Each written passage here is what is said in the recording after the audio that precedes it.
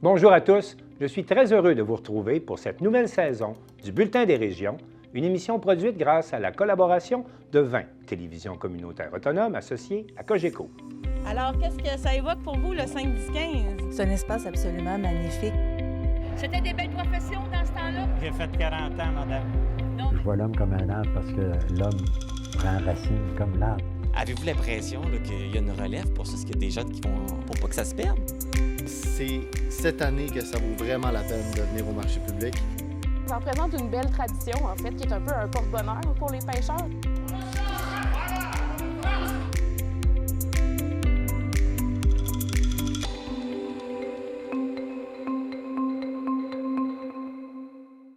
Au sommaire pour vous cette semaine. À Berthierville, le 9 août dernier, les plus abondantes provoquées par les restes de l'ouragan Déby ont provoqué de lourds dégâts.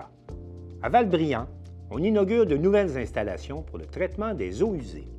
À Cap-Santé, l'intégration des nouveaux arrivants passe par la pêche à la ligne. À l'île-aux-Coudres, les recherches se poursuivent sur l'épave du Minerva. À Sainte-Luce, une cérémonie en hommage à l'haltérophile et médaillée olympique Maude Charon. Et à Montmagny se tenait la 35e édition du Festival mondial de l'accordéon. Et pour commencer cette nouvelle saison du Bulletin des régions, je m'entretiens avec le réalisateur Christian Mathieu Sauvé sur la série de documentaires à la découverte de nos TV locales.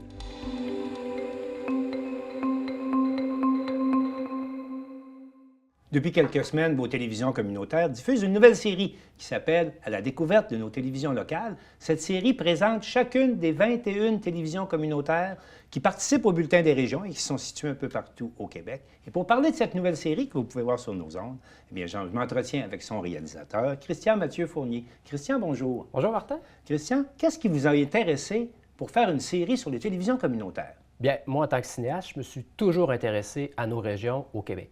J'ai, depuis 1998, fait des films en Abitibi, à Murdochville, puis ayant travaillé à CJSR, la télé communautaire de Saint-Raymond. Qui est d'ailleurs le producteur de la série. Oui, effectivement. Je me suis dit, suite à la visite de certains membres de Cogeco, je vais aller découvrir les télés communautaires associées à Cogeco au Québec. Il y en a environ 19, si ma mémoire est exacte. J'ai dit 21, mais c'est 19. C'est 19. OK, parfait. Oui, c'est ça. Puis j'ai commencé par celles qui sont en Gaspésie, qui sont assez nombreuses. On en compte, si ma mémoire est bonne, 9. Donc, en septembre dernier, accompagné par un de mes amis, Charles Laviolette, qui travaille à CJSR, on est allé rencontrer toutes les télés communautaires dans la région de la Haute-Gaspésie. Vous avez travaillé par le passé avec différentes nations, les nations autochtones. Vous avez fait des situations aussi, des mises en situation de réalité régionale, de réalités socio-culturelles qui se vivent en région. Qu'est-ce que vous avez découvert dans nos télévisions communautaires? Bien, la première chose qui m'a frappé, c'est de voir à quel point parfois une seule personne peut soutenir et faire vivre une télé communautaire. Et ça, j'ai constaté souvent que les gens peuvent travailler jusqu'à 60 heures semaine. Les 3 premières télé communautaires que j'ai filmées, il y en avait 2 qui étaient seuls au travail, à faire vivre. Il y en a une qui était là depuis 20 ans, celle de Mont-Louis, oui. Sophie. Qui malheureusement est disparue maintenant. En tout cas, disparue des ondes de Cogeco, faute d'abonnés Cogeco dans le secteur. Oui, la concurrence est très forte là-bas avec TELUS. Oui. C'est ça la vie. Puis, ce que j'ai remarqué aussi, c'est que sans les télés communautaires actuellement, les nouvelles régionales seraient peut-être inexistantes. Et c'est ça qui m'a frappé énormément, qui m'a... Parce que les télévisions communautaires ne viennent pas en supplément, par exemple, au journal local ou au poste de radio local, à des endroits qu'il ne reste que de la télévision communautaire? 4/5 des télévisions que j'ai filmées n'ont plus de journaux en région. Donc, l'information régionale porte essentiellement sur le travail des télévisions communautaires? Tout à fait. Parce que aussi, on assiste à la disparition de TVA, de Radio-Canada en région. On l'a vu l'année passée. Ils ne sont pas présents dans nos marchés. Pas du tout. Sauf quand un ministre ou il y a une grosse nouvelle, ils se déplacent, mais autrement, on ne les voit plus. Non, non, on l'entend bien. Là, Sophie l'a dit dans l'émission cette semaine. Ils viennent juste pour les accidents ou les cas de meurtre sordides. Sinon, les nouvelles positives ou les visites de leurs députés ou les événements sportifs, culturels, la couverture revient qu'aux télé. On va donc témoigner d'une certaine façon du déclin de l'information en région avec cette série? Bien, on va d'abord... Déclin des autres, mais on parle de en fait, dans un premier temps, c'est qu'on va enfin voir la réalité des télés communautaires. On va rentrer dans des milieux auxquels on est rarement rentré auparavant. On va voir les similitudes, on va voir la mission, les défis. On va voir à quel point les employés sont dévoués, puis en dépit de salaires souvent peu élevés arrivent à faire des petits miracles. Ça va être attachant. Moi, en tant que cinéaste, je m'interroge puis je me questionne toujours sur l'injustice. Puis j'ai envie de sensibiliser la population face aux films dans lesquels je m'engage. Ceci étant dit, le deuxième aspect, effectivement, c'est qu'on se rend compte qu'il y a un mouvement très dramatique au niveau de la qualité de l'information puis de la diffusion de l'information au Québec. C'est vraiment en flèche descendante, à un tel point que j'ai décidé, au regard de tous les tournages que j'ai faits, d'en faire un long-métrage documentaire à l'hiver 2025. Donc, suite à la série qui va présenter 19 télévisions communautaires, il y a un film qui s'en vient. C'est quoi votre constat de la situation? Elle est alarmante. Moi, je dirais ceci, pour donner de la valeur aux télés communautaires, aux télés régionales, à nos télés locales, c'est que si les télés disparaissent, l'information en région, il n'y en aura plus. Est-ce que vous avez vu des pistes de solutions? Parce qu'il n'y a pas que du négatif quand même dans votre tournée. Vous voyez, vous avez rencontré des gens passionnés qui font de l'information en région. L'avenir se place où? Bien, l'avenir, c'est les plateformes. C'est YouTube, c'est Twitter, c'est TikTok. Oui. Donc, les gens commencent à filmer en format TikTok. OK. Réseaux sociaux. Exactement. Les réseaux sociaux vont sauver la mise parce que, en fait, le premier danger, c'est la télévision, le câbleau traditionnel qui est fragile et qui est probablement télévision appelé... généraliste traditionnelle, c'est appelé à disparaître. Il faut voir la réalité en face. Combien d'années? 5-10 ans. Puis on le voit, la clientèle est vieillissante. Les jeunes... Les 40 ans et moins n'écoutent plus la télévision, sauf souvent pour ne sont pas câblés, tout simplement. Exactement. C'est Netflix, c'est Disney, c'est Radio-Canada sous tout.tv, TVA aussi avec Apple TV, Chromecast. Qu'est-ce qui anime les artisans de ces télés-là, qui font beaucoup avec peu de moyens et qui réussissent à, je dirais, à maintenir le navire à flot? C'est la passion. C'est la passion de ce qu'ils font. C'est l'intérêt qu'ils ont envers leur propre région, envers les gens, tu sais, je veux dire... Il y a un engagement envers nos communautés. Ah oui, puis il y a un attachement communautaire. C'est ça, le communautaire. Il faut arrêter de le galvauder puis de le réduire à néant. La communauté, c'est ce qui est le plus important. On dit toujours d'acheter local, mais il faut filmer local aussi. Pourquoi toutes les émissions, pourquoi tous les postes de radio diffusent des informations internationales, montréalaises? On n'est pas des plateaux mont-royalistes, là. Il y a autre chose aussi que Montréal. Il y a les régions, puis les régions nourrissent les villes. Alors, les nouvelles qui émanent des régions doivent aussi être portées à Montréal. Puis c'est ce que je veux faire aussi avec le film en faisant une tournée. Je veux montrer aux gens ce qui se passe en région via les télécommunautaires. Je veux montrer que l'information en région est aussi importante que celle en ville. Absolument. Techniquement, cette série va être présentée sur les ondes des télévisions communautaires du Québec, celles associées à Cogeco. Les diffusions sont commencées. Parlez-moi un peu du format que vous nous présentez pour nos télévisions communautaires. Oui, bien en fait, c'est des portraits de 14 minutes. Il y en a 2 par semaine. C'est essentiellement construit autour de la visite sur une journée ou 2 des employés et on fait des suivis avec eux. C'est-à-dire je vais les suivre à une séance de bingo, faire un conseil municipal, faire des entrevues, des reportages, c'est ça. Puis j'insère à travers le reportage de 14 minutes des archives ou des émissions type, des émissions auxquelles ils s'identifient fortement pour qu'on voit ce qu'eux filment, leur type d'émissions à eux. Et c'est à partir du tournage dans ces 19 télévisions communautaires que vous allez produire un documentaire plus général qui va présenter l'ensemble. Exactement. Qu'est-ce que vous avez découvert pendant ce tournage? Bien, personnellement, ce que j'ai découvert, c'est mon amour pour les régions. Ça, c'est indéfectible. Oui, qui était connu avec vos œuvres. C'est ça. Puis je me suis rendu compte que les télés locales au Québec n'ont rien à envier à Radio-Canada ou à TVA. Absolument pas. Merci. Bien, je trouve que du point de vue technique, l'appareillage aujourd'hui est de grande qualité. On a des jeunes qui travaillent maintenant pour les télés communautaires puis ils ont énormément de talent au niveau de l'image, au niveau du montage. Les journalistes sont compétents. Cette compétence-là, maintenant, elle est présente. Ce que peut-être autrefois était plus difficile dans les années 70-80 parce que l'appareillage était moins évident. Est-ce qu'il y avait du Radio-Canada régional puis du Radio-Canada local? Les gens allaient travailler là aussi. Là. Il y a ça aussi, oui. Bien, écoutez, bien hâte. Puis j'invite tout le monde, bien sûr, à écouter cette série, à des découvertes de nos télés locales. Le film est prévu pour quand? Hiver 2025. Bien, Christian Mathieu Fournier, merci beaucoup d'être passé nous voir ce matin. C'était un plaisir, Martin. Et au plaisir de vous écouter. Merci.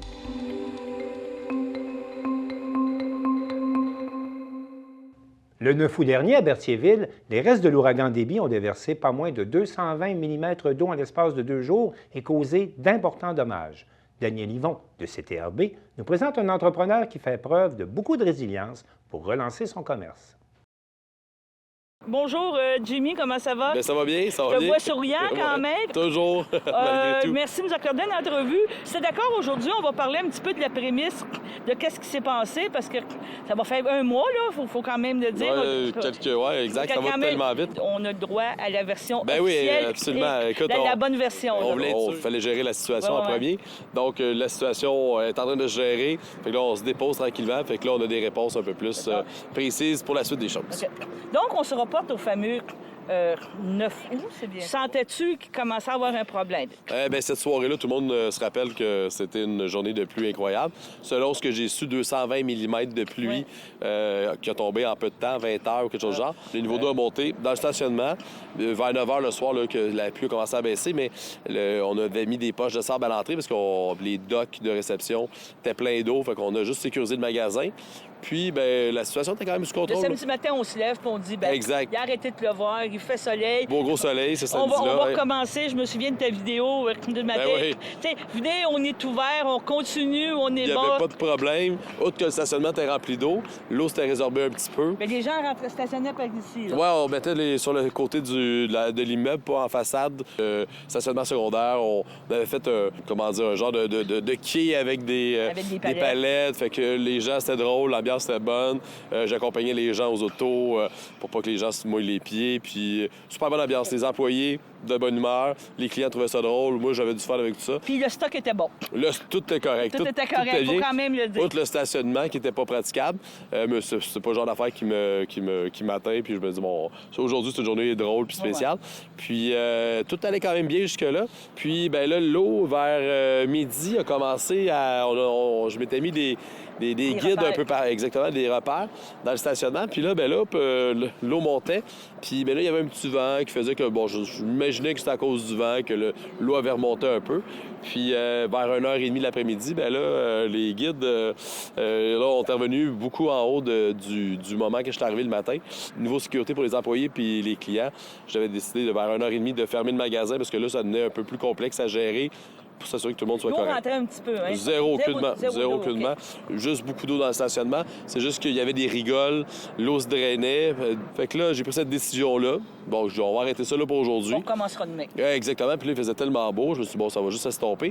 Mais c'est vraiment le contraire qui est arrivé. Fait que là, le niveau continue de monter dans le cours de l'après-midi vers 3h, 3h30. Mais pendant ce temps-là, j'avais prévenu le coup. J'avais appelé des camions Vacuum de BI, de Vacuum Saint-Gabriel. Les deux entreprises super proactives. Ils m'envoient des camions. Mais le temps que les gars se rendent quand même chercher le camion, c'est un samedi qui faisait beau, on s'entend. Puis le super service, on me répond, puis ça opère. Puis pendant ce temps-là, j'ai fait remettre des barricades à l'entrée du magasin, au dock de réception, aux portes partout. Puis l'eau continue de monter, toujours. J'ai fait monter tout le stock qui était planché. Les employés étaient restés. Exactement. Ouais. Tout le monde riait, puis tout le monde avait du fun, parce qu'on pensait que les barricades tiendraient, puis ça arrêterait un moment donné de monter, puis que les camions Vacuum, ça arriverait. Fait qu'avec les camions, on s'était dit, pour le stationnement, ou sinon, justement, si l'eau finit par rentrer en dedans, on va aspirer au fur et à mesure. L'eau continue de monter, mais à une vitesse qu'on contrôlait pas. Puis là, on a commencé à s'infiltrer un petit peu dans le magasin. L'eau montait, les camions Vacuum sont arrivés. On commençait à pomper l'eau qu'il y avait dans le magasin, mais c'est comme si on pompait dans le vide, exact. Mon image était, puis mes chiffres sont pas bons, mais c'est comme si on pompait 100 litres à la seconde, mais il en rentrait 1000 sur l'autre bord. Fait que, donc, le niveau a monté. Puis là, la situation est devenue un peu hors contrôle de notre côté, mais nous, on avait tout fait pour contrôler la situation. Dans ton idée, tu dis à la limite, ça va monter d'un pied, 2 pieds, on replacera le stock. Exact, puis on va aspirer au fur et à mesure. Fait qu'on va limiter les dégâts, mais malheureusement, l'eau continue de monter, puis elle a monté quand même très rapidement. Fait que là, j'ai pris une décision par rapport à la sécurité de tout le monde, de fermer le breaker sans le main, comme on l'appelle. Fait que, puis là, je savais qu'en faisant cette opération-là, qu'on perdait tout le stock réfrigéré, congelé. Donc, il était à peu près 6 h le soir quand j'ai pris la décision avec IGA au bout de la ligne. Je disais, écoute, je ferme. Donc, quand il était question de sécurité là, pour les gens, c'était du ça qu'on perdait, mais c'était pas le temps de perdre une vie ou perdre quelque chose. Non, c'est ça qui était important. Exact. Fait que, on a fermé. Puis là, à ce moment-là, je savais qu'on venait de perdre beaucoup de trucs. Mais bon, écoute, ça faisait partie de la game. Puis là, quelques instants plus tard, là, on voyait que l'eau rentrait. Il n'y avait plus de contrôle. Les camions vacuum ne pouvaient pas faire la job. Donc, tout ça pour dire que là, à 6h30, 7h, on a dû quitter le magasin, question de sécurité. Tout le monde était brûlé. On avait de l'eau dans le stationnement, on était à la taille. Puis finalement, écoute, j'ai dit à tout le monde, OK, tout le monde sort, on ferme ça. Là, j'ai déclaré comme quoi que c'était tout, c'était terminé, on s'était donné, on était vidé. Tout le monde riait pareil, on gardait le moral. C'était un premier deuil pareil. Écoute, c'est sûr que ça fait mal au cœur parce qu'il y avait tellement d'efforts de fait depuis des années, puis depuis le début de la journée aussi que tout le monde s'était donné. Puis on est encore un peu, je dirais, pas sous le choc, mais c'est comme invraisemblable. Ouais. C'est comme, on n'avait jamais pensé à ça comme scénario. Fait que tout le monde est un peu abasourdi. Puis ça a conclu la journée. Je suis allé me coucher ce soir-là, brûlé totalement. Je te dirais que j'ai bien dormi parce que j'étais tellement brûlé que je me suis réveillé aux petites heures du matin. Je pense à 4h30, 5h. C'est tard, ça, pour toi? Ouais, c'est ça, c'est quasiment tard pour moi. Ceux qui me connaissent, qui savent que je suis un peu hyperactif. Fait que je me suis levé, écoute, je me suis emmené ici, puis justement, l'eau est encore très haute. Puis là, je savais à ce moment-là que c'était terminé pour le stock, pour il n'y avait plus rien à faire. choses, exact. Et puis justement, les assurances sont arrivés sur place dans l'après-midi, le dimanche après-midi. Quand même. Puis on déclare perte totale ou presque. Là. On ne pouvait pas avoir accès au magasin. J'ai dû envoyer des gens valider le matin que tout était correct à l'intérieur. Fait que il y avait 38 pouces d'eau à ce moment-là dans le magasin, encore. Mais l'eau a quand même fait beaucoup de dégâts. Puis là, le niveau d'humidité, la moisissure, tout ça. La salubrité. Là, on savait que c'était vrai. Que c'était vrai, ouais. C'est ça. Que là, tu te relèves lundi matin, comme tu me dis, mardi matin. Là, t'as encore dormi, là. Dimanche, là, t'es encore en train de rouler, puis tu te dis... Là, j'avais une journée de congé le dimanche, ce qui est rare. Fait que là, j'étais en forme lundi matin. J'avais pas eu le choix d'être en congé. Mais tu penses, tu réfléchis, tu te dis, ça y est, moi, je repars, t'avais dit à sauver. Oui, écoute, moi, je repars... le dimanche, c'est déjà réglé.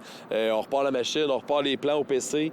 On rouvre la machine, on s'assure que nos employés soient corrects. Ça, à ce niveau-là, je pense que les employés l'apprécient. Tu les as sécurisés tout de suite le lundi, mardi, écoute, oui, je pense que le mardi, on les a rencontrés, mais le dimanche, je travaillais déjà sur le dossier. Je savais qu'on était pour avoir quelques semaines, quelques mois étant fermés.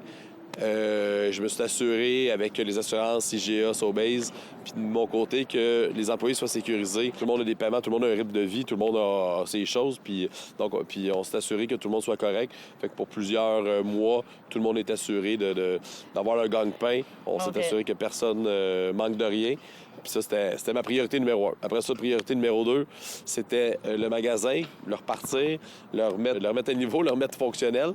Fait qu'on est retombé. J'ai régularisé pas le problème, mais le dossier des employés. Ensuite, les plans, le lundi, mardi matin, on partait les plans. Tu vides que Oui, exactement. Là, je perdais le contrôle un peu là-dessus. C'est les assureurs puis les compagnies de construction. Okay. Mais ça, c'est complètement vide. Là, on ne peut pas rentrer. Non, c'est exactement. Mais aussi, si on rentre, étant un chantier de construction aussi, là, ça prend les bottes. Mais là, présentement, à l'intérieur, c'est complètement vide. C'est complètement vide. Donc, les équipements ont été sortis. On a rempli le stationnement, pas d'eau ce coup-là, d'équipements. Tous les équipements ont été sortis, sont tous déclarés scrap, malheureusement. C'est récupéré, bien sûr, pour le métaux puis tout ça. Là, mais donc, il n'y avait rien à faire pour les reconditionner. Puis ça, c'était trop longtemps dans l'eau, la moisissure. Donc, on revient sur une coquille vide. OK. Même le revêtement extérieur va être refait au complet. Donc, on va repartir avec un IGA flambant neuf à l'intérieur et à l'extérieur. Le plus beau du Québec, c'est ça que tu nous as dit? Le plus beau, rien de moins. C'est l'étape de faire les plans, là? Oui, exactement. Dans les plans, ils vont être finalisés parce que l'hiver, on va s'amuser un peu à jouer. À réfléchir, à penser. Exactement. Déjà, quelques concepts cool, nouveaux qui n'étaient pas vus, qui vont être en place dans le nouveau magasin. En tout cas, on travaille là-dessus très fort. Les plans finaux devraient sortir demain. Oui, exact. Puis un petit peu remodelé, bien sûr, un petit peu une nouvelle touche. Puis donc, on a reparti la machine. Les plans sont faits. Bon, les derniers ajustements. Puis après ça, on recommande les équipements. Les soumissions. Pendant ce temps-là, les travaux se font. Puis c'est un gros roulement. Oui, c'est une belle... comme je disais, c'est dans ma carrière, j'ai été chanceux. J'ai fait réaliser plein de choses, plein de beaux défis, plein de beaux projets. Celle-là, je le prends comme un défi puis un projet. Puis c'est juste qu'il n'était pas planifié. On s'enlève les manches, puis je le refais parce que c'est mon... Ton bébé. C'est mon bébé, oui, exactement. C'est ton premier. Puis ici à Berthier, avec le monde que j'aime, mes employés, mes clients. Donc, on repart la machine. À ce niveau-là, c'est ça, tu as invité des clients, on voyait la pancarte, mais les gens peuvent commander aussi par téléphone pour tu fais des livraisons. Oui, absolument. On faisait beaucoup de livraisons déjà. Beaucoup de gens n'ont pas de véhicule ou peu importe pour les déplacements déplacement, c'est pas facile. Fait que depuis toujours, on fait la livraison ici à Berthier puis dans les villages alentours. Mais là, aussitôt qu'on enlevait ce service-là, ces gens-là se ramassaient à plus avoir de... Exactement. Donc, on s'est assuré tout de suite de repartir la machine. On manquait d'équipements paillé, comme toujours. Serviré, c'est un 10 cents, qui nous a fourni un camion supplémentaire. Puis on a reparti le service de livraison rapidement pour desservir nos clients. À partir de la valterie, nos camions sont réfrigérés avec des glacières, donc il n'y a pas de problème. Fait qu'on peut servir les gens aussi efficacement qu'avant. Donc, c'est un gros travail là, qui est encore... Exactement, mais on est super bien entouré. La gang de IGA, la gang de construction qu'on est ici, avec les assureurs, on est super bien supportés. Puis j'ai une super gang d'employés qui sont incroyables, qui sont toujours là, fidèles au poste depuis le jour 1 que j'ai acheté ici à Berthier, qui ont hâte de recommencer, qui sont là, qui ont déjà manifesté leur désir de continuer l'aventure avec nous puis de venir nous aider à remonter le magasin aussitôt que ça va être prêt. Donc, là, présentement, on leur demande de se reposer. Parce que après ça, ils vont travailler. Après ça, exact. Mais là, on leur a fourni en passant, avec notre ami du gym ici, ProÉquilibre à Berthier, Steve Hudon, qu'on remercie. On leur a organisé un package pour qu'ils puissent aller s'entraîner. Donc, ils sont invités à y aller. Les jeunes ont recommencé l'école, on leur a mentionné les études. Il n'y a pas de casse-tête. Ils ont présentement leur revenu qui rentre, donc de se concentrer sur les études. Ils ont l'entraînement s'ils veulent. Puis c'est le temps de se reposer aussi, faire des formations. Puis, donc, on veut s'assurer que nos employés restent bien éveillés parce que oui, on va avoir besoin d'eux quand ça va repartir. Bon, bien, je te remercie, Jamie. C'est une belle preuve de résidence, puis on va te suivre. Merci à vous de pouvoir mettre les points sur les bases sur les T pour pouvoir expliquer aux gens un peu la situation. Mais ça fait plaisir, toujours un plaisir. D'accord, mais je te remercie.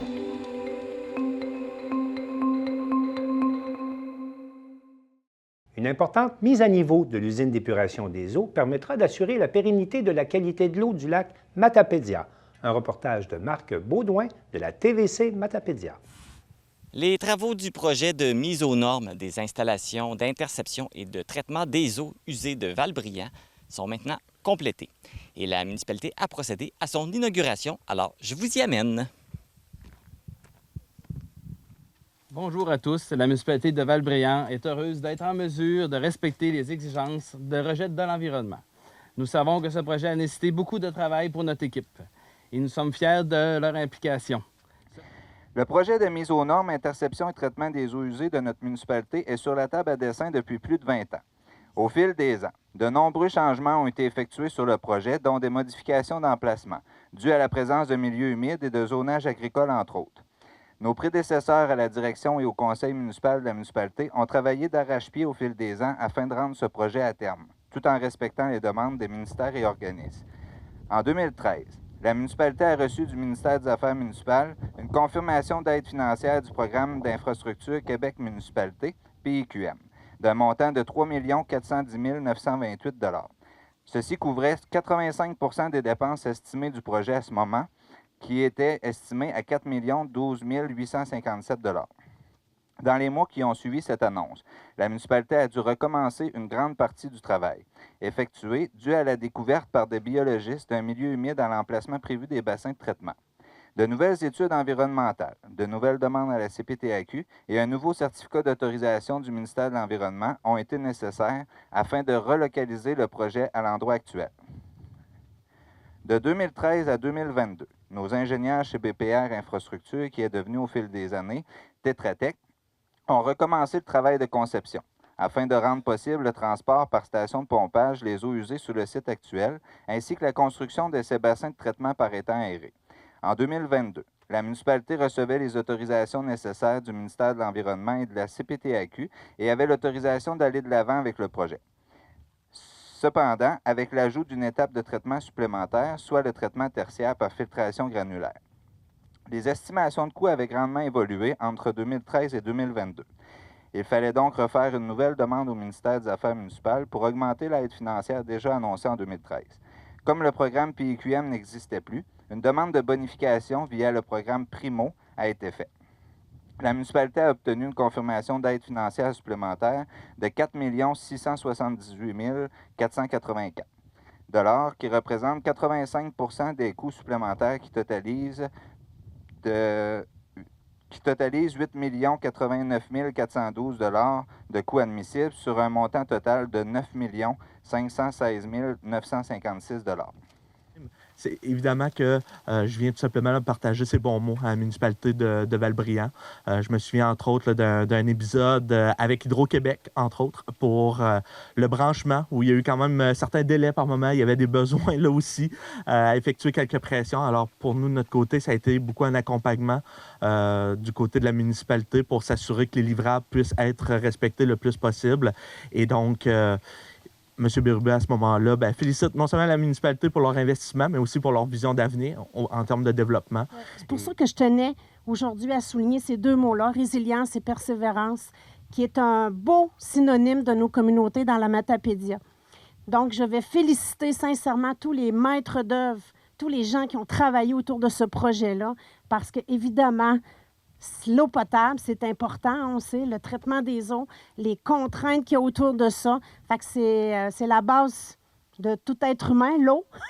Donc, c'est pas un petit projet, c'est un beau, gros projet. Bien, félicitations. Pour faire l'inauguration officielle, j'invite à tous à prendre part à la photo.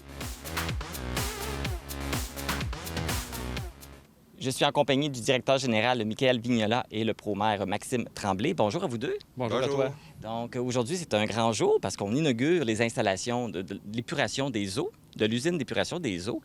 C'est un projet que ça fait quand même plusieurs années là, qui est dans les cartons. Donc c'est intéressant. C'est une très grande journée aujourd'hui. Oui, c'est une très grande journée aujourd'hui. Depuis que ça fait au-delà de 32 ans que tantôt, comme tantôt on a dit, qu'on attend ce grand jour pour tout ce qui est la population de Val-Bréand et pour mettre aux normes tous nos rejets au lac. Donc, on parle d'une mise aux normes. Donc, dans le fond, c'est des travaux qui étaient essentiels. Absolument. Dans le fond, nous, notre ancien système de traitement était plus suffisamment performant pour traiter notre eau usée.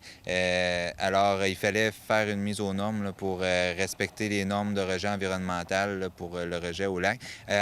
À titre d'exemple, le phosphore dans l'eau usée qu'on doit éliminer, on l'éliminait seulement à 1,40 mg par litre environ là, au rejet de notre ancien système de traitement. Puis maintenant, avec notre nouveau système de traitement, là, on est à 0,13 mg par litre là, de rejet en taux de phosphore. C'est un élément très important là, pour la qualité du lac Matapédia, puis sa pérennité aussi. Là. Donc, justement, pour l'inauguration, vous avez fait ça en grand. Vous avez même organisé une visite guidée pour expliquer le fonctionnement de l'épuration des eaux. C'est quand même intéressant. Bien, dans le fond, on trouve que c'est important que les gens sachent comment ça fonctionne, puis aussi c'est quoi les étapes du traitement, etc. C'est intéressant de voir l'installation, mais de savoir aussi comment ça fonctionne, comment que les bactéries, comment que l'eau usée se traite finalement, l'injection des produits chimiques, etc. On trouvait ça important de prendre le temps d'expliquer aux gens. Un projet comme celui-là, ça ne se réalise pas tout seul. Vous avez beaucoup de partenaires, puis il y a du financement aussi à travers tout ça. Oui, absolument. On a reçu du ministère des Affaires municipales via le programme PQM. En 2013, on a reçu un montant de 3 millions quelques là, de ce programme-là. Puis, depuis 2013, que le projet a beaucoup changé et évolué, là, à des contraintes de milieu humide et autres. Puis en 2022, la nouvelle estimation de coût là, était en haut de 9 millions. Alors, on a retourné faire une nouvelle demande au ministère des Affaires municipales via le programme Primo. Alors, on a reçu là, un montant total là, de un petit peu plus que 8 millions là, de subventions du ministère des Affaires municipales via les programmes PQM et Primo. Puis, la balance, là, ça va être un financement là, pour la municipalité sur une période de 20 ans. Et vos partenariats dans ce projet-là? Qui sont-ils? Bien, dans le fond, on n'a pas vraiment de partenaire financier autre que le ministère des Affaires municipales via les programmes d'aide, sauf que c'est certain qu'il y a un projet de cette ampleur-là dans une petite municipalité comme nous autres. C'est un projet qui demande beaucoup de chimie avec de chimie avec les entrepreneurs, etc., les fournisseurs, pour qu'on puisse mettre à terme là, un projet de cette envergure-là. Puis aussi, il y a le démantèlement des anciens systèmes qui s'en viennent, etc. Il faut qu'on gère tout ça. C'est beaucoup de temps, beaucoup d'énergie à mettre là, dans ces projets d'eau usée. Là. Et puis le fonctionnement de tout ça, ça va prendre combien d'employés qui vont s'occuper de tout ça? Dans le fond, le traitement de l'eau usée à Val-Bréand, dans le passé, c'était quelques heures par mois. Maintenant, c'est plusieurs heures par semaine. Okay. On parle de 15-18 heures par semaine juste pour la surveillance, puis l'ajustement, puis les tests d'eau, etc., par rapport à l'eau usée. Avec le nouveau système et les nouvelles exigences qu'on a, c'est facilement le triple de ce que c'était avant là, comme temps d'employé. Donc, c'est quand même une grosse affaire, tout ça, là. Absolument.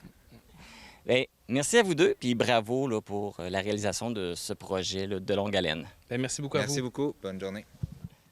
Le centre de traitement des eaux usées de la municipalité de Val-Bryan est situé au 40 rue du Cimetière. Le chemin est accessible par la route 132.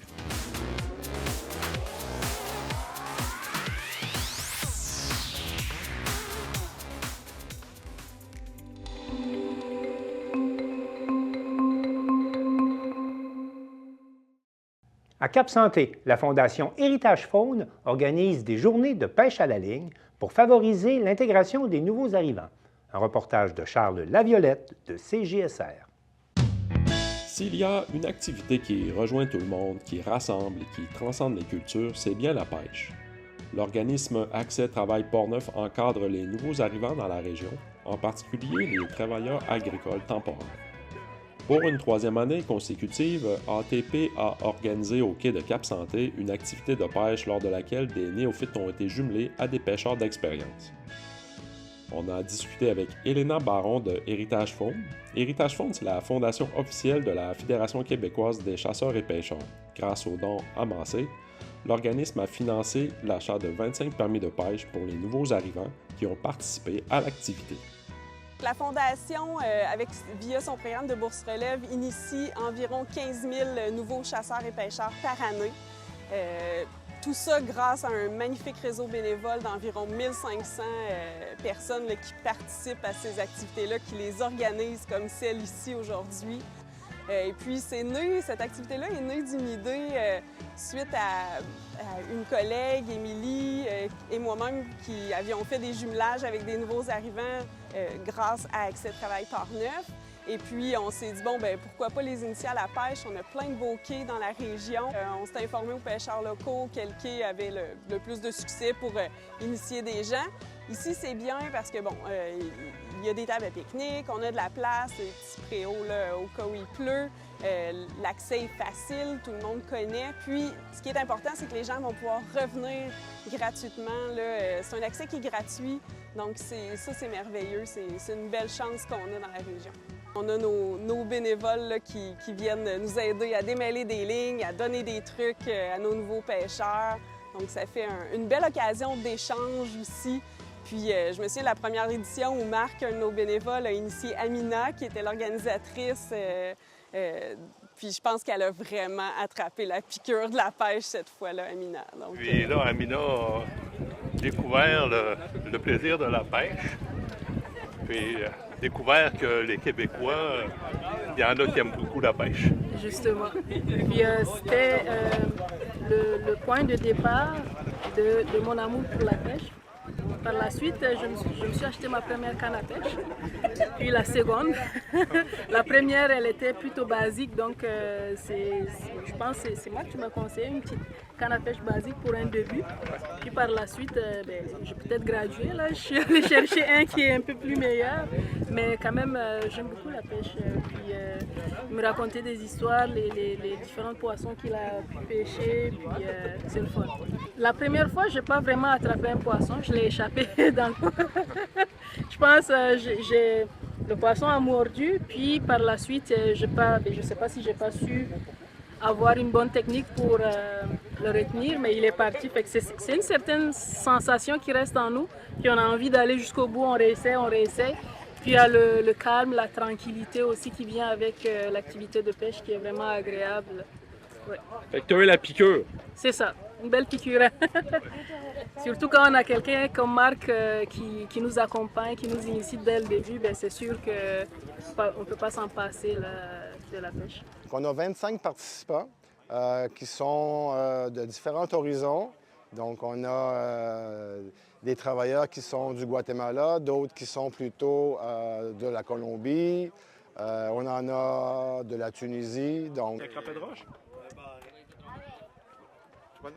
Je présente notre ami José Murillo, un grand pêcheur Un grand bénévole d'Accès Travail Port-Neuf. Il travaille aussi à l'épluchette de blé d'Inde. À chaque année, c'est lui qui grille les blés d'Inde. Approchez-vous. À chaque année que les autres font une activité de pêche, là, ben, je viens les donner un coup de main. Là. Environ 26 ans qu'ils pêchent ici au Québec. Ben, aujourd'hui, ils sont en train de pêcher le doré. Ils utilisent des jigs de différentes couleurs, avec des tailles de différentes grandeurs aussi. Il y en a aussi qui sont en train de pêcher avec des barres de taille. Il y en a plusieurs avec des barres de taille. Je pense que le premier doré est sorti avec une barre de taille. Aussi, on peut prendre un bout de barre de taille avec environ une pouce de long pour mettre après le restant de l'ançon, on passe le jig. Ça laisse une odeur dans l'eau. C'est attirant pour le poisson. Ça fonctionne.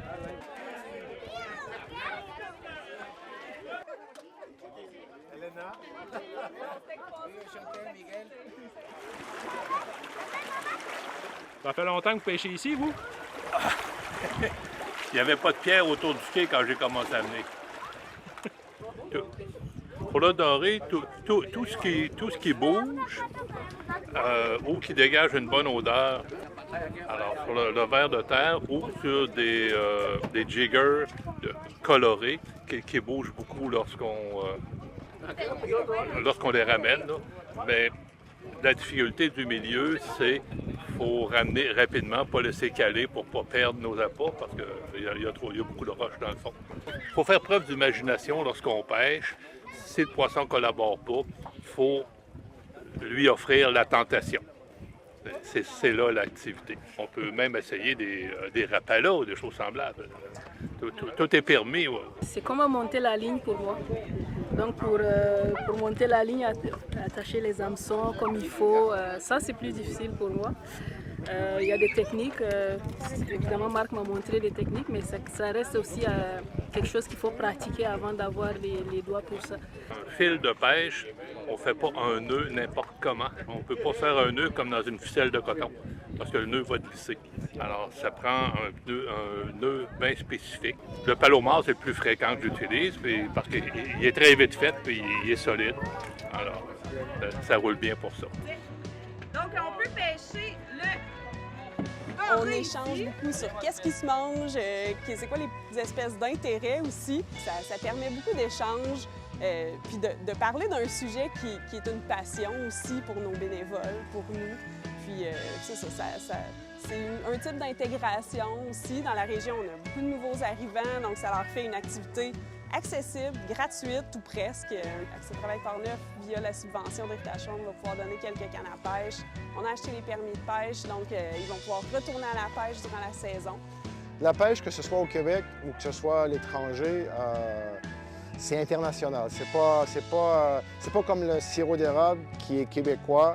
La pêche, c'est vraiment quelque chose d'international. Donc, dans ce genre d'activité-là, tout le monde se retrouve comme si tout le monde se connaissait. C'est assez magique là, comme ambiance.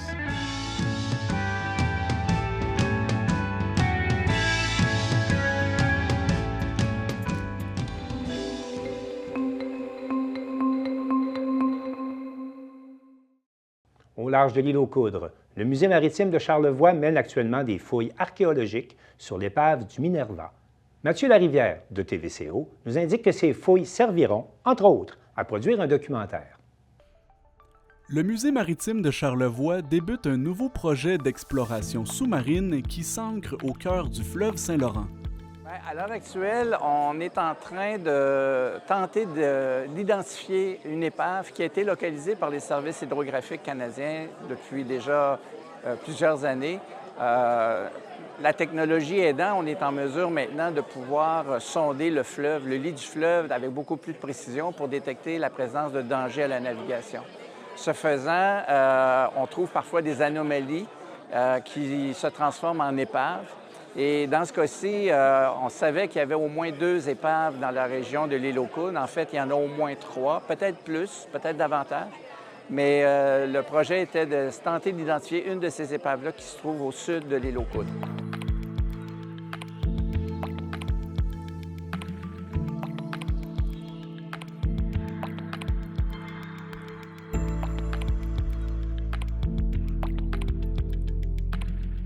Pour l'instant, ce n'est pas encore des fouilles archéologiques. On est dans une phase exploratoire, c'est-à-dire qu'une épave a été localisée, il fallait plonger, donc il y a eu une première plongée exploratoire par un groupe de plongeurs de Montréal, les plongeurs techniques de Montréal. Donc, eux ont été faire une exploration, ils ont confirmé parce qu'on croyait que c'était peut-être une goélette contemporaine qui avait fait naufrage.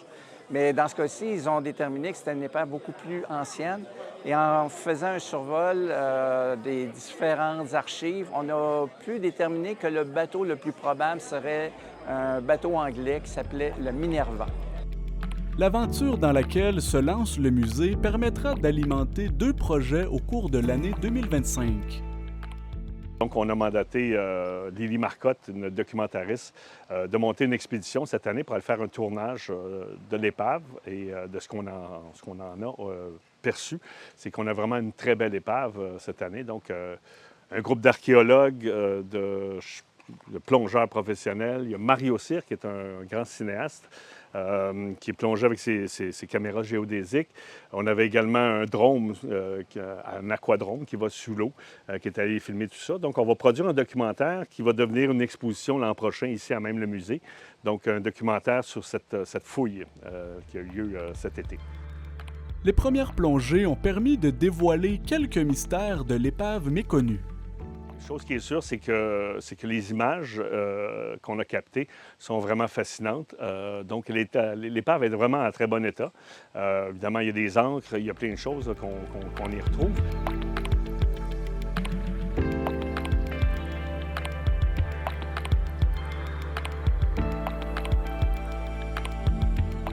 Et à ce moment-là, ils ont pu découvrir certaines traces de la cargaison que le bateau transportait.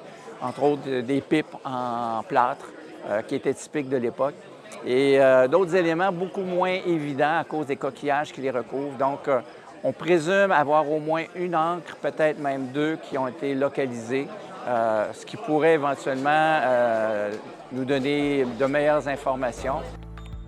Les conditions du milieu dans lequel gît l'épave présumée du Minerva expliquerait en partie les raisons pour lesquelles le site n'aurait pas été exploré auparavant. C'est une épave qui n'avait pas été fouillée. Elle est assez profonde quand même et il y a beaucoup de courant dans ce coin-là. Donc, ça prend vraiment des professionnels pour aller plonger là. Ce n'est pas les amateurs qui peuvent se rendre là. Alors, on a installé une ligne de vie. On est descendu avec nos bateaux. On a eu 5 jours de tournage à même l'épave. C'est 25 minutes sous l'eau. On remonte, puis on revient le lendemain. On a eu des conditions climatiques vraiment idéales pour cette plongée-là. Mais la raison, probablement, c'est parce qu'elle est quand même difficilement atteignable.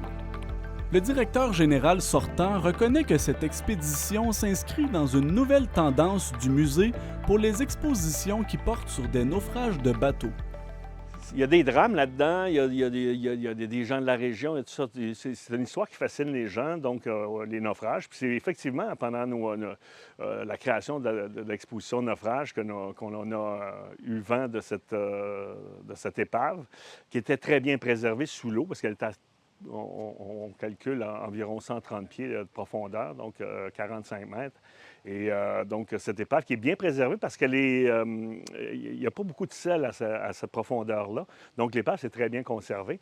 Donc, on a poussé l'idée de faire un documentaire sur cette fouille et dans l'obtention de peut-être en 2026 de présenter une nouvelle exposition ici au Musée maritime, sous toute réserve, avec un dôme géodésique. On va réinstaller un dôme géodésique sur le site et de là présenter un film, un conte pour tous, un scénario de film avec Mario Cyr en vedette dans le document. Et donc, c'est une première étape, ce documentaire.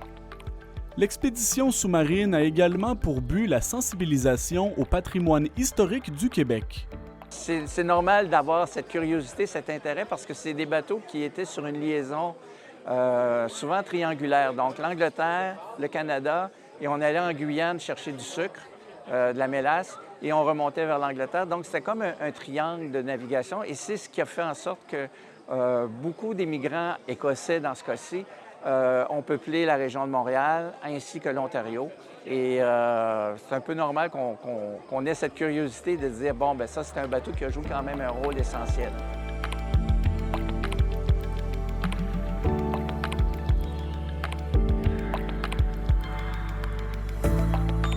En ce qui concerne, entre guillemets, la mémoire, pourquoi est-ce que c'est important de mener ces expéditions-là, à votre avis? Bien, c'est justement pour conserver la mémoire, pour savoir d'où on vient. On sait qu'on vient des Français, mais on sait que les Anglais sont venus également après. L'interaction entre les deux, jusqu'à un moment donné où on devient un pays, bien, c'est intéressant de voir toutes ces étapes. Et l'étape maritime était une étape essentielle. Si on considère l'aviation, c'est très récent. La navigation, bien, c'est grâce à la navigation que Jacques Cartier s'est rendu sur nos terres et que Champlain a fondé une ville. Donc, l'histoire est très importante et il faut vraiment faire des efforts pour la conserver, pour que les autres générations puissent s'en souvenir. Une autre séquence de plongée est prévue au cours des prochains mois pour la poursuite du projet.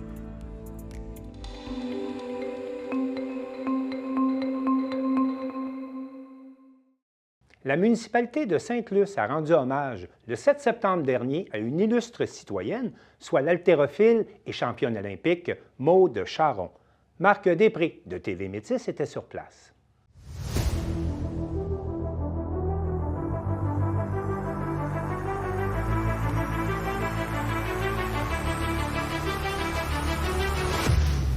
Bonjour tout le monde. Ça nous fait plaisir, Maude, de t'accueillir dans ta municipalité à Sainte-Luce. Aujourd'hui, le conseil municipal de Sainte-Luce ainsi que toute la population tiennent à te féliciter chaleureusement, Maude, pour tes performances remarquables aux Jeux olympiques. Ton parcours est un témoignage inspirant de dévouement, de détermination et d'excellence. Tu représentes notre communauté avec fierté et distinction sur la scène internationale et nous sommes immensément fiers de toi. En reconnaissance de tes accomplissements extraordinaires et de l'exemple que tu représentes pour nos jeunes et même pour les générations futures, en faisant la démonstration que lorsqu'on habite en région, oui, tout est possible et on peut aussi réaliser nos rêves. Nous avons le grand plaisir d'annoncer que le parc, situé ici dans le secteur Sainte-Luce-sur-Mer, deviendra le parc Maude Charron.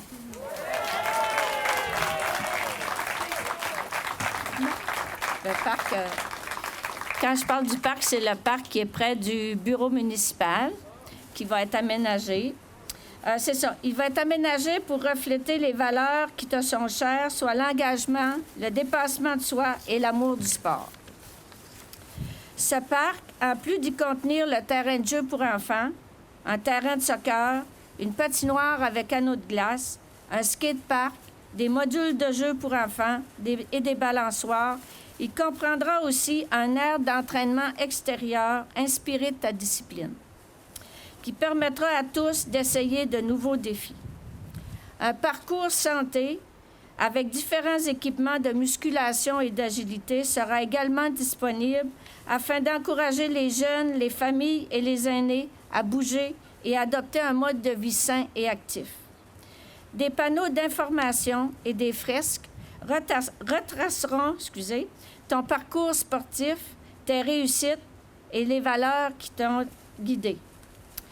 Ce parc sera un espace de rassemblement et de célébration pour notre communauté où les gens pourront se réunir, s'inspirer et se motiver en suivant ton exemple. Nous espérons qu'il deviendra un lieu où les jeunes se sentiront encouragés à poursuivre leurs rêves, tout comme tu l'as fait. Merci, Maude, de porter avec tant de passion et d'énergie les couleurs de Sainte-Luce, du Québec et du Canada. Tu incarnes des valeurs de persévérance, de courage et d'esprit sportif que nous chérissons tous. Ce parc servira de rappel constant de ce que l'on peut accomplir avec du travail, de la passion et de la détermination. Encore une fois, toutes nos félicitations, Maude. Nous avons hâte de célébrer l'ouverture de ce parc avec toi et de te voir continuer à briller autant sur les podiums que dans ta vie. Félicitations, Maude.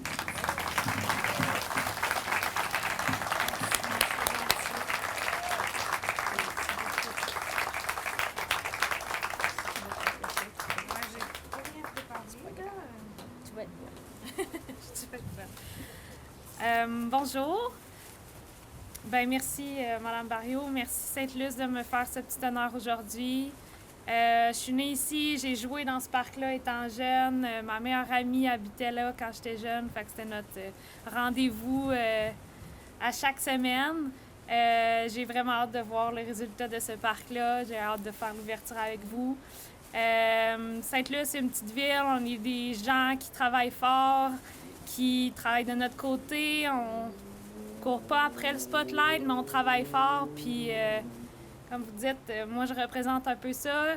Les spotlights comme ça, c'est pas mon fort. Je suis une petite fille timide. C'est pour ça que j'habite en région, pour avoir une petite vie tranquille.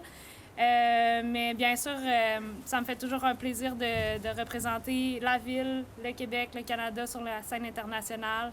Je sens que cette année, on a été bien représentés en général. J'ai eu des beaux jeux. Avant qu'on me le demande, je ne sais pas si je vais au prochain. C'est dans 4 ans. On ne sait pas qu'est-ce qu'on fait dans 4 ans. Pour le moment, tout ce que je veux, c'est me replacer, me reposer, vivre dans ma petite ville relax, marcher mes chiens, développer d'autres passe-temps, redécouvrir la personne que je suis à côté du sport parce que c'est pas ça que je suis. Voilà. Essayez de dire ça 4 fois, ouais. Fait que voilà, merci d'être là aujourd'hui.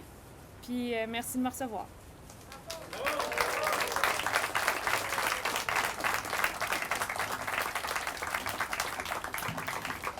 On a organisé avec Maude, on a fait faire des cartes qui vont vous être distribuées, avec une photo de Maude aux Olympiques, puis avec un petit message de félicitations à l'arrière. Puis Maude est invitée à chacun de vous, là, vous pourrez vous présenter. Maude va faire dédicacer chacune des cartes. Fait que j'inviterais peut-être Sheldon, le directeur général, c'est toi qui as les cartes actuellement. Fait que peut-être vous présenter en ligne, puis on va vous donner les cartes, puis Maude, tu peux t'asseoir, puis faire les signatures.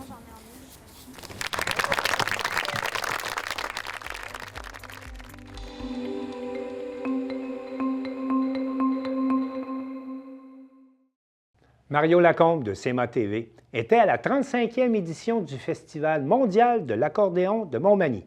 On écoute son reportage. C'est ce week-end que se tenait à Montmagny la 35e édition du Festival mondial de l'accordéon. Catherine Couillard, directrice générale du Carrefour mondial de l'accordéon, nous fait la nomenclature des artistes qui y étaient présents cette année. On a été très, très contents de recevoir à nouveau Alessandro Gaudio qui était avec nous en 2019. Donc, c'est quelqu'un qui avait vraiment marqué là, cette édition-là. Puis cette année, on l'a reçu avec Salvatore Pace, donc un duo d'Italie. Qu'on a fait venir grâce à la contribution du Conseil culturel italien de Montréal. Donc, vraiment un duo extrêmement talentueux. On reçoit également Annie Pold avec Andy Murray. Donc, c'est un duo Belgique-Royaume-Uni qui sont venus vraiment il y a plus d'une dizaine d'années. Donc, on les reçoit encore à nouveau en musique du monde. On a la chance d'avoir avec nous aussi, on a eu Costa Bozinov de la Colombie-Britannique, Tipsy 3, donc 3 filles des Maritimes, qui sont au Nouveau-Brunswick, Nouvelle-Écosse, Québec, qui font de la musique traditionnelle. Donc, c'est un trio là, qui est toujours fort apprécié. En musique classique, on a reçu pour la première fois Georgina Bognard, donc de la Serbie, ainsi que Raimondas Zviakevičius, donc de la Lituanie, qui sont avec nous là, pour représenter de la musique classique. C'est des gens qui font beaucoup de concours en Europe, là, qui sont très, très en vue, donc on a été très contents. De son côté, Sylvain Vézina d'Accordéon Mélodie nous parle des retombées du Festival mondial de l'accordéon dans la région. Donc, en tant que facteur d'accordéon, c'est très bien, on se fait connaître. Et du monde pour toute la planète viennent ici, puis ça prend ça, puis c'est très bon pour Montmagny. Hein?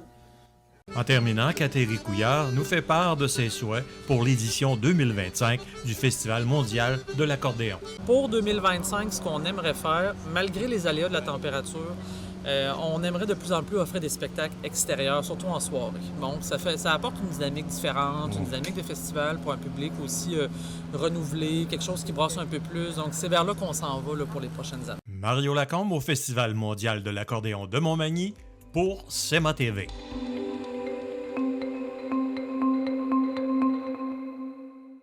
C'est tout pour le bulletin des régions cette semaine. J'espère que ça vous a plu. Je remercie toutes les stations de télévision participantes et je vous dis à bientôt.